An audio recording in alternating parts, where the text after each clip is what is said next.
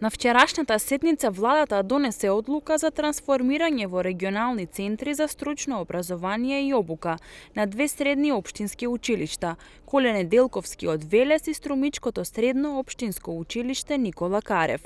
Оваа промена е признание на долгогодишниот труд и влог на целиот административен тим од училиштето и од голема важност за едукацијата на идните млади генерации, изјави Катерина Палифрова, помошник директор на средното училиште Никола Карев од Струмица.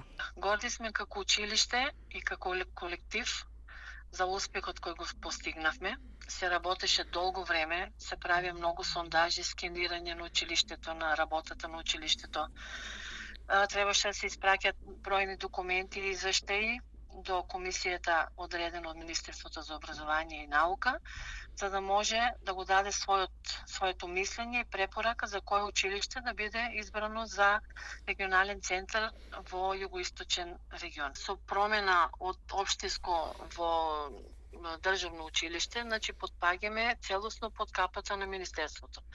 Нема да оде преку општина, ќе ни се зголемат уврските. Во училиштето, се што ќе се случи во југоисточниот регион, ќе оди преку нашето училиште, вклучително обуки, предавања, информации кои треба да пристигаат до другите училишта, ќе се спроведува, ќе се врши во нашето училиште. Со тоа добиваме уште повеќе елан и амбиции, со спремен и стручен кадар, да продолжиме со уште посилно темпо, да се подобри, подигне нивото на воспитно-образовниот процес во нашето училиште и секако да имаме поспремна и поспособна младина. Со измените на Законот за стручно образование и наука се даде законски основ за создавање и работење на регионалните центри, чија примарна цел е следење на потребите на пазарот на труд и обезбедување на соодветна работна сила за динамичниот и брзо променливиот производствен процес.